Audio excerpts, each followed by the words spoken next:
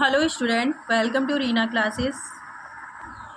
तो टीजीटी या पीजीटी के लिए हम साइंस के लिए एमसीक्यू सॉल्व करते हैं और साथ में उसके एक्सप्लेनेशन को भी देखते हैं, अच्छे से समझते हैं। ओके, क्वेश्चन है शरीर के आंतरिक क्रियाओं को नियंत्रित करने वाले पदार्थ हैं, कौन से हैं? वसा, विटामिन, फास्फोरस या प्रोटीन?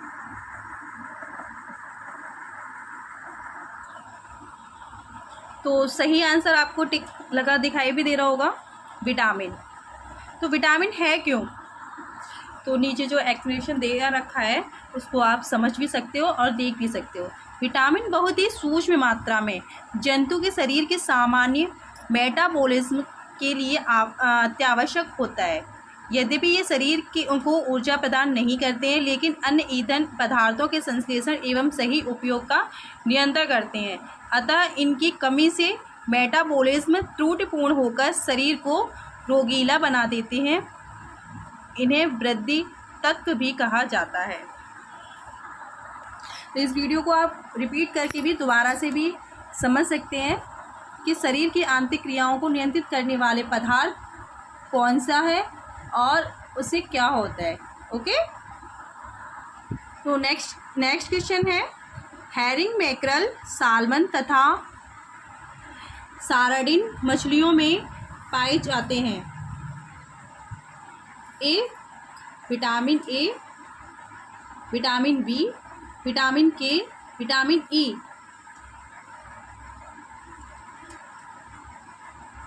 तो आंसर है विटामिन ई। ओके, इसको भी देखते हैं। हैरिंग, मैकरल, साल्मन तथा सार्डिन मछलियों में विटामिन ई पाई जाती है। विटामिन ई कोशिका की सुरक्षा, जनिक एपिमीलियन की वृद्धि तथा पेशियों की क्रियाशीलता में सहायक होती है। इसकी कमी से स्त्री पुरुष विटामिन भी कहा जाता है। ये तेल, गेहूं, सोयाबीन आदि में भी पाई जाती है। नेक्स्ट क्वेश्चन देखते हैं। डॉक्टर एम स्वामीनाथन द्वारा निम्नलिखित में से कौन खाद्य वर्ग की अनुशंसा की गई है?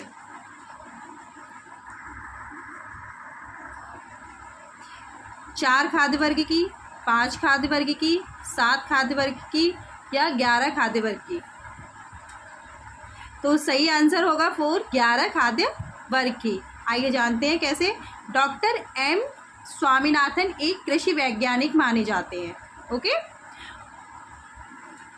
उनके द्वारा 11 खाद्य वर्ग की अनुशंसा की गई है, जो निम्नलिखित है। अनाज एवं ज्वार बाजरा, सेकंड गिरिया और तिलहन, दालें, फलियां, फल, सब्जियां, दूध और दूध निर्मित सामग्री, अंडे, मांस, मछली, अन्य प्राणिज पदार्थ, वसा और तेल, मिर्च और मसाले, शक्कर एवं अन्य स्टार्च युक्त पदार्थ। ओके, नेक्स्ट क्वेश्चन है त्वचा झुर्रियों युक्त एवं उसका रंग पीला होना लक्षण प्रदर्शित करता है। कुपोषण का, अल्प पोषण का, गरिष्ठ भोजन का, कोई भी नहीं। तो आंसर क्या होगा? तो आंसर होगा कुपोषण का। आइए जानते हैं। त्वचा झुर्रियों युक्त एवं उसका रंग पीला होना कुपोषण का लक्षण प्रदर्शित करता है। कभी कभी आप लोगों ने देखा होगा, जब हम लोगों को वीकनेस आ जाती है और कलर भी पीला सा पड़ने लगता है, तो ब्लड जो है, ब्लड की कमी आ जाती है ना, तो उसमें शरीर में आवश्यक तत्वों की कमी या उनकी अधिकता कुपोषण कहलाती है। तो ये कुपोषण के ही लक्षण होते हैं। अल्प भोजन में शरीर के अंदर कैलोरी न्यूनता रोग हो जाता है। भोजन में प्रोटीन तथा कैलोरी की कमी से मेरेस्म रोग होता है। इससे शरीर दुबला हो जाता है और आंखें कांतिहीन हो जाती हैं, त्वचा पर झुर्रियां पड़ जाती हैं। ओके, नेक्स्ट क्वेश्चन है दूध तथा दूध से निर्मित भोज्य पदार्थ मांस, मछली, अंडा, दालें, चना, सोयाबीन, सूखी सेब, मटर, मूंगफली, तिलहन, अनाज में भी आदि होते हैं। शरीर निर्माणक भोज्य पदार्थ, ऊर्जादायक भोज्य पदार्थ, सुरक्षात्मक भोज्य पदार्थ या कोई भी नहीं। तो आंसर होगा वन, शरीर निर्माणक भोज्य पदार्थ कैसे होते हैं आइए जानते हैं। दूध तथा दूध से निर्मित भोज्य पदार्थ मांस, मछली, अंडा, दालें तथा चना, सोयाबीन, सूखी सेब, मटर, मूंगफली, तिलहन, अनाज, मेवे आदि शरीर में निर्माणक भोज्य पदार्थ होते हैं। प्रोटीन सजीव शरीर का लगभग 14% से 17% तक मृत और सूखे शरीर का 75% तक भाग बनाती है। प्रोटीन में कार्बन, ऑक्सीजन, नाइट्रोजन व सल्फर होते हैं। ओके, तो नेक्स्ट क्वेश्चन है 1 से 3 वर्ष तथा 4 से 6 वर्ष के बालक के लिए ICMR द्वारा कितनी कैलोरी ऊर्जा दैनिक निर्धारित की गई है? क्रमशः 1200 से तथा 1500 कैलोरी, क्रमशः 200 से 500 कैलोरी, क्रमशः 2000 से 2200 कैलोरी या 3000 से 3200 कैलोरी। तो राइट आंसर होगा 1200 से 1500 कैलोरी। ओके, जानते हैं Indian council of medical research अर्थात ICMR द्वारा 1 से 3 वर्ष तथा 4 से 6 वर्ष के बालक के लिए क्रमशः 1200 से 1500 कैलोरी ऊर्जा दैनिक यानी डेली के रूप में निर्धारित की गई है। अधिक क्रियाशील और शरीर की वृद्धि के कारण बाल्य अवस्था में अधिक ऊर्जा की आवश्यकता होती है। नेक्स्ट है हमारा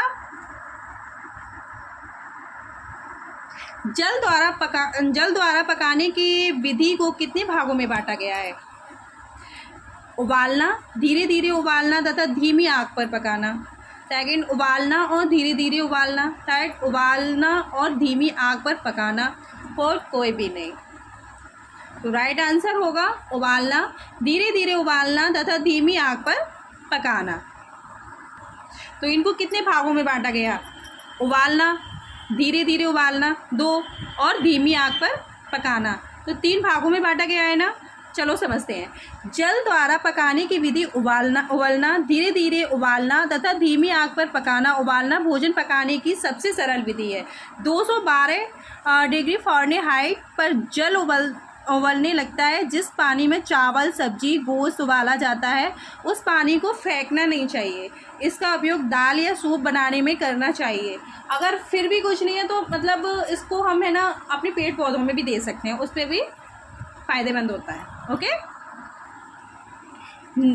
नेक्स्ट क्वेश्चन है आंसर नीचे के बर्तन में पानी डालकर तथा ऊपर छलनी या कोई भी कपड़ा बांधकर खाद्य पदार्थ को रखा जाता है जिसे कहते हैं वाष्प द्वारा पकाने की प्रत्यक्ष विधि, वाष्प द्वारा पकाने की अप्रत्यक्ष विधि, जल द्वारा पकाने की प्रत्यक्ष विधि, जल द्वारा पकाने की अप्रत्यक्ष विधि।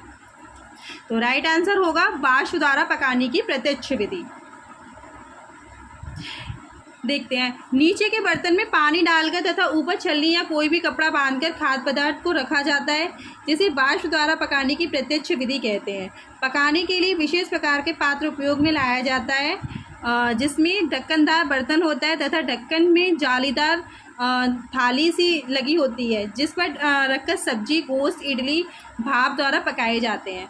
आपको कुछ और पता हो या ना पता हो बट इडली के बारे में तो पता होगा ना, मोमोज के बारे में पता होगा। तो ये सारी चीज़ें क्या है, भाप के द्वारा ही बनाई जाती हैं। ओके, तो नेक्स्ट क्वेश्चन है प्राणिज भोज्य पदार्थों और वानस्पतिक भोजन पदार्थों द्वारा प्राप्त होता है खनिज लवण, वसा, प्रोटीन, विटामिन। तो राइट आंसर है प्रोटीन। देखिए प्रोटीन हमें 2 क्षेत्रों से प्राप्त होती है, प्राणी जगत और वानस्पतिक जगत से। ये हम लोग पढ़ चुके हैं।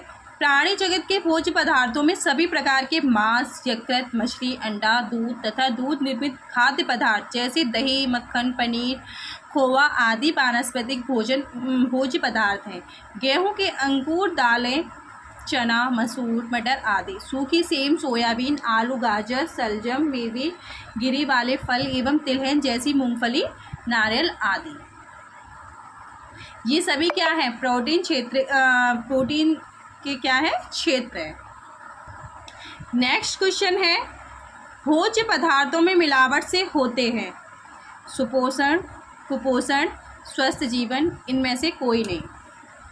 अगर भोजन में जो हमारे भोज्य पदार्थ हैं उनमें अगर मिलावट कर दी जाएगी तो हमें क्या मिलेगा, हम सुपोषित हो जाएंगे या हमारा जीवन स्वस्थ हो जाएगा? नहीं होगा ना, हम कुपोषित हो जाएंगे, यानी कि कुपोषण। ओके। भोज्य पदार्थों में मिलावट में कुपोषण होते हैं। बाजार में आने वाले सरसों के तेल में कभी कभी है ना अजीनोमोटो कुछ आता है, तथा धान की भूसी से बने तेल को मिलाया जाता है, जिस स्वास्थ्य पर प्रतिकूल प्रभाव पड़ता है। दूध में सिंथेटिक दूध की मिलावट से बच्चों के स्वास्थ्य पर विपरीत प्रभाव पड़ता है। इसी प्रकार कई भोज्य पदार्थ हैं जो मिलावट के कारण व्यक्ति में कुपोषण पैदा करते हैं। नेक्स्ट क्वेश्चन है, भूंजने तथा सेकने का प्रयोग किस विधि से किया जाता है? तो आप सभी लोगों ने भूंजना मतलब भुजे हुए आलू वगैरह खाए तो सबने होंगे ना, तो भूंजना भी पता होगा और सेकना, रोटी को सेकना, है ना। तो ये दोनों चीज़ अलग अलग हैं।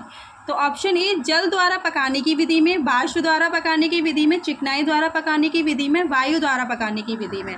तो राइट आंसर क्या होगा हमारा? 4 होगा, वायु द्वारा पकाने की विधि में। भूंजने तथा सेकने का प्रयोग वायु द्वारा पकाने की विधि है। निम्नलिखित विधियां इस वर्ग के अंतर्गत आती हैं: भुनना, सेकना, भट्टी या तंदूर पकाना, भुर्ता बनाने के लिए आलू, बैगन, अरबी, चना, जौ आदि को भुना जाता है, मांस के बड़े लोथड़े, आलू, शकरकंद आदि को सेका जाता है, केक और पेस्ट्री, डबल रोटी और पफ पेस्ट्री की भट्टी में पकाया जाता है।